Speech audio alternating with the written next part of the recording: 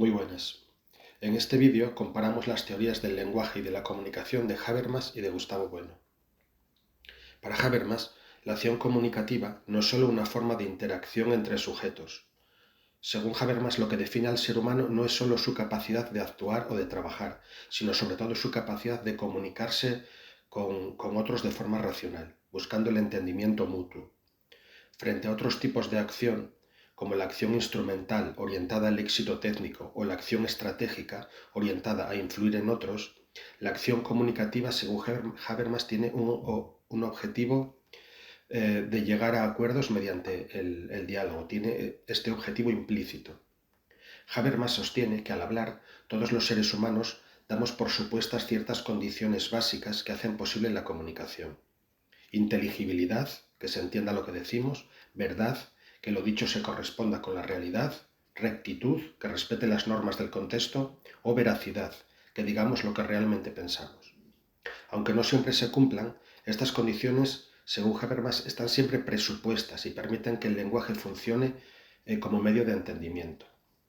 Para Habermas, la comunicación, por lo tanto, lleva inscrita la promesa de resolver con razones, con argumentos, las perturbaciones de la comunicación y del entendimiento. El lenguaje nos da la posibilidad de consensuar normas de comportamiento y de propiciar el progreso histórico y la convivencia. Así recupera el sentido de la frase de Aristóteles: el hombre, porque habla, sabe de lo justo y de lo injusto.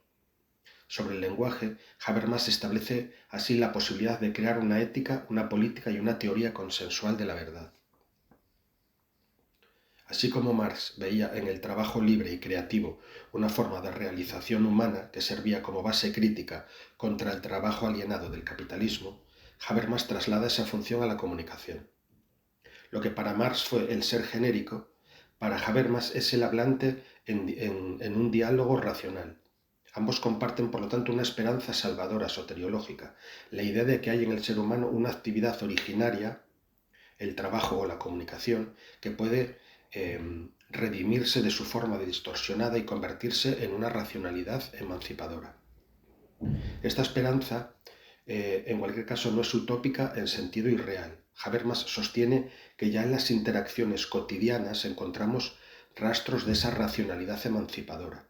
Cada vez que alguien argumenta, escucha, acepta una crítica o intenta justificar lo que dice, está activando, aunque sea parcialmente, esta lógica de la acción comunicativa y esta racionalidad implícita de la acción comunicativa. Estas prácticas, según Habermas, son gérmenes de una racionalidad crítica que puede extenderse al ámbito político, ético y social, y con ello transformar las condiciones que hoy distorsionan la comunicación: el poder, el dinero, la ideología o la propaganda. Así entendida, la acción comunicativa para Habermas no es sólo el modo existencial del ser social, sino también una praxis transformadora, capaz de dar lugar a una sociedad más justa. Emancipadora porque se basa en llegar a acuerdos sin violencia ni dominación. Y crítica porque permite desenmascarar las formas de comunicación distorsionada y proponer alternativas más racionales y más críticas y abiertas. Por contra, según Gustavo Bueno, la teoría de la acción comunicativa de Jürgen Habermas tiene un carácter idealista, de signo armonista e ideológico, en tanto presupone unas condiciones de igualdad y consenso que ocultan las contradicciones estructurales de la sociedad. Esta concepción de Habermas parte de una visión abstracta del diálogo que ignora los fundamentos materiales, económicos, sociales y políticos que hacen posible o imposible la comunicación en condiciones reales. Frente a esta teoría exenta de Habermas, desligada del presente, Gustavo Bueno propone una concepción de la comunicación como praxis implantada e inserta en la realidad histórica. La comunicación no es un espacio ideal de entendimiento mutuo entre sujetos libres e iguales, sino un proceso atravesado por relaciones asimétricas de poder. Los lenguajes se producen y funcionan siempre o casi siempre en el seno de grupos sociales, pueblos, clases, estados con necesidades materiales objetivas, casi siempre incompatibles entre sí. Y los fines del diálogo no son ideales universales preexistentes, sino productos de esas condiciones concretas. Desde esta perspectiva, la noción habermasiana de una racionalidad común universal implícita en toda comunicación resulta altamente problemática. No existe una única racionalidad compartida por todos los hablantes solo por el hecho de poseer un lenguaje. La racionalidad no es un a priori formal, sino una forma práctica que depende de los contextos materiales y políticos donde opera. La acción comunicativa, ya sea en su forma ética, política o económica, no comparte unos principios ideales universales y armónicos, sino que está fracturada siempre por discontinuidades, inconmensurabilidades e incompatibilidades estructurales. Por ejemplo, lo que puede considerarse éticamente correcto, acoger indefinidamente toda la inmigración que intenta acceder a las costas de un país, puede ser éticamente correcto, pero resultar políticamente muy imprudente si pone en peligro la eutaxia política del Estado y pone en riesgo su abastecimiento de recursos. O desde un punto de vista económico, un país con escasez energética puede tener la necesidad objetiva de acceder a recursos naturales que se encuentran en disputa con otra potencia, lo que inevitablemente puede conducir al conflicto y no a un entendimiento racional entre las partes, que a priori ese entendimiento a partir del diálogo va a resultar imposible. En este escenario, el diálogo no se presenta como solución realista, especialmente si la potencia dominante no está dispuesta a ceder o no puede ceder directamente.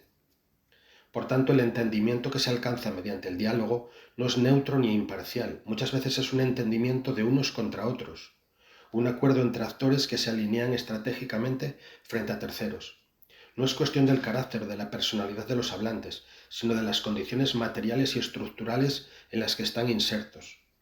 Los individuos, los grupos o pueblos pueden tener intereses objetivamente incompatibles, y eso define cómo se comunican, con qué finalidad y con quién. Desde este punto de vista, la comunicación no se agota en su dimensión consensual o veritativa, como sostiene Habermas. Está atravesada por estrategias de persuasión, manipulación, encubrimiento, legitimación ideológica o propaganda que no son errores accidentales, sino elementos constitutivos de la praxis comunicativa, sobre todo en los dominios económicos, políticos, religiosos. En el ámbito geopolítico, por ejemplo, el secreto, la mentira o la desinformación no son fallos éticos, sino instrumentos funcionales del poder. En muchas ocasiones lo más racional desde el punto de vista ético o político no es hablar, sino guardar silencio, ocultar información o incluso mentir, como sucede en diplomacia o en negociaciones internacionales. Otras veces lo racional no es entenderse con el otro, sino no entenderse, como en el caso de un grupo terrorista al que no se busca convencer, sino neutralizar. No hay diálogo posible ni deseable en todos los casos. Además, la comunicación no se produce desde un punto cero universal, sino desde lenguajes nacionales y contextos históricos concretos.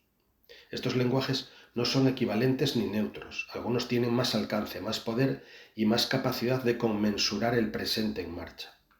Contra la idea habermasiana de una simetría comunicativa universal, similar a las condiciones trascendentales kantianas del conocimiento, Bueno sostiene que los lenguajes son vectores de poder, usados tanto para dominar como para resistir contra terceros.